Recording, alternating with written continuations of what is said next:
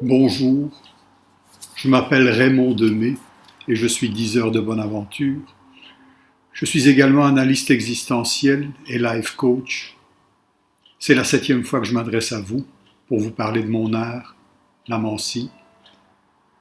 J'ai à nouveau préparé un texte que je vous lirai et vous commenterez. Allons-y.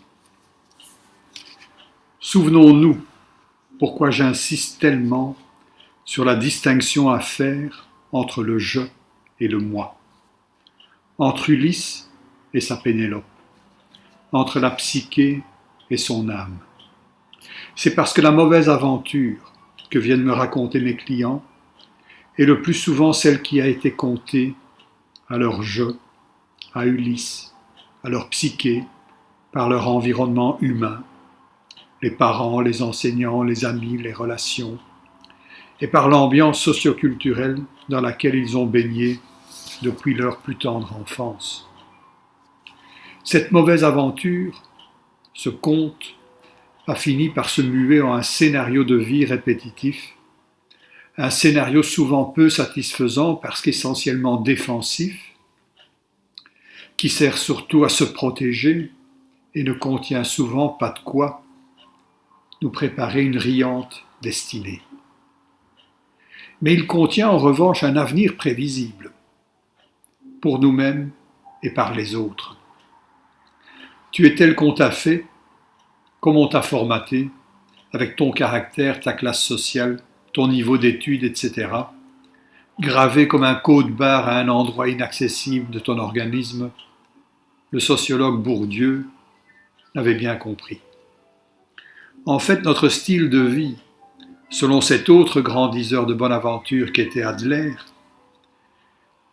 quoiqu'il croyait lui que notre programmation nous socialisait, nous rendait utiles au monde des autres, ce style de vie, donc, ce scénario, nous conditionne pour tenir le coup dans un monde donné d'avance où il n'y a qu'à faire sa place. Et sinon, c'est tant pis. Et la mauvaise aventure est dans ce cas-là garantie, et Dieu sait s'il y en a beaucoup. Or, il y a une solution radicale pour sortir de ce triste piège, et c'est d'opter pour la bonne aventure. Et c'est ce que vous propose tout diseur de bonne aventure.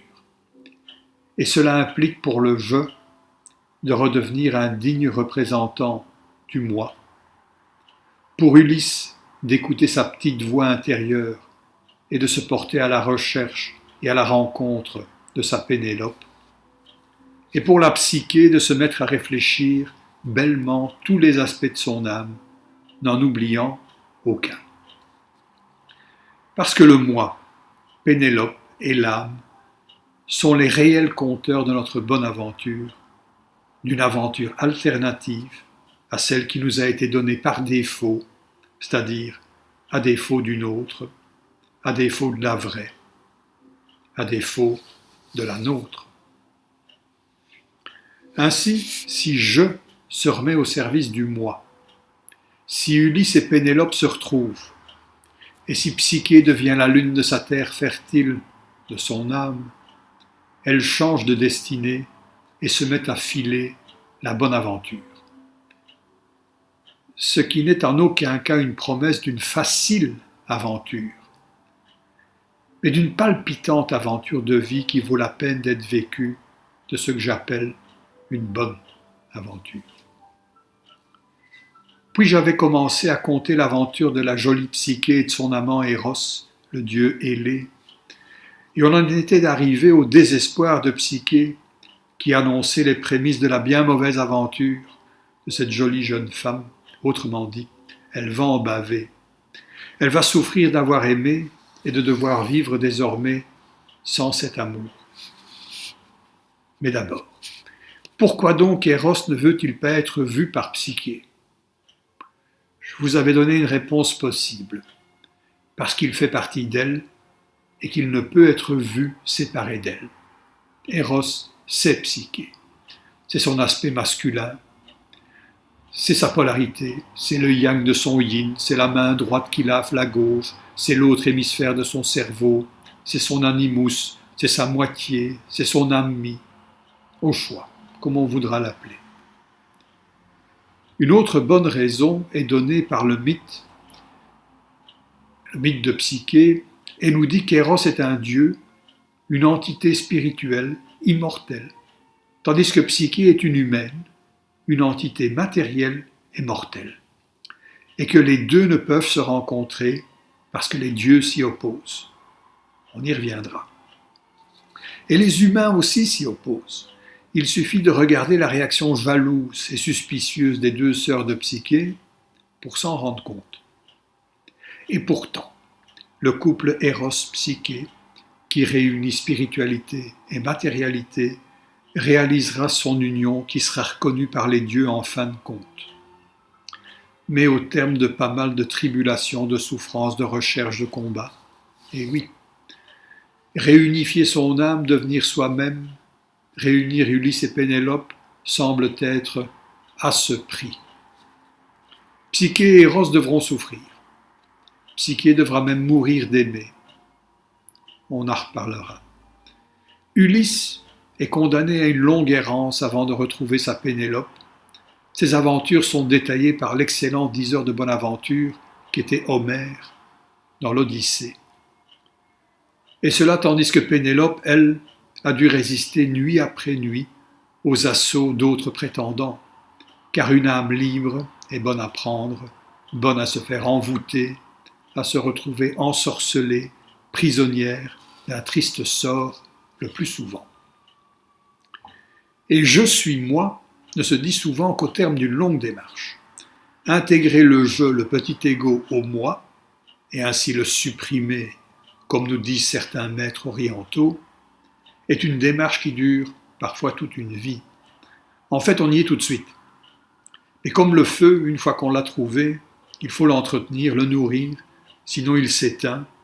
Et comme il faut souvent le nourrir d'amour, et qu'on n'en a plus, qu'on n'en trouve pas, il faut tout recommencer à tous les coups, ce qui est une longue démarche.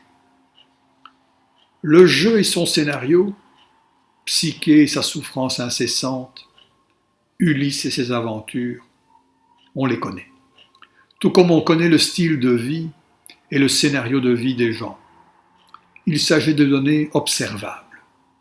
La mauvaise aventure est montrée et étalée un peu partout, dans les discours, les journaux et revues, à longueur de livres, de drames et de journaux télévisés. Tandis que la bonne aventure, elle, se cache comme s'il était vrai que pour vivre heureux, il valait mieux vivre caché.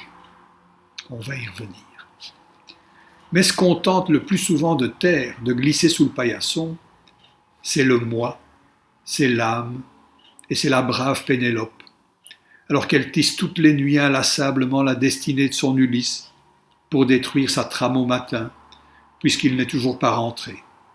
Il n'est pas rentré pour réaliser sa bonne aventure, la destinée qu'elle lui a préparée. Aussi nous allons nous plonger dans les profondeurs de l'âme, en compagnie de cet autre grand diseur de Bonaventure, qui était le psychanalyste Jung. Jung nous dit que l'inconscient n'est pas vraiment une affaire privée, mais qu'il est une affaire collective. Et c'est là quelque chose de très important, car c'est dire que mon âme fait partie intégralement de celle du monde, de celle que Jung appellera de son ancien nom, l'anima mundi.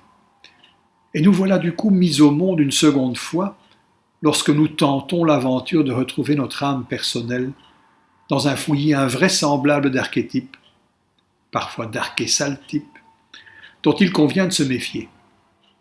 C'est dire combien l'âme qui nous attend là quelque part est parfois mal entourée d'entités qui ne sont que spirituelles, tant qu'elles ne sont pas parvenues à prendre corps. Mais le dieu Wotan, par exemple, prendra corps dans le troisième Reich, et on a vu ce qu'il a fait. Mars et Arès trouvent refuge dans le corps qui fait partie de l'âme de tous les guerriers au combat. Le corps des marines est un corps de Mars et d'Arès, qui ne sont pas particulièrement au service de la paix. Et Jung sait de quoi il parle.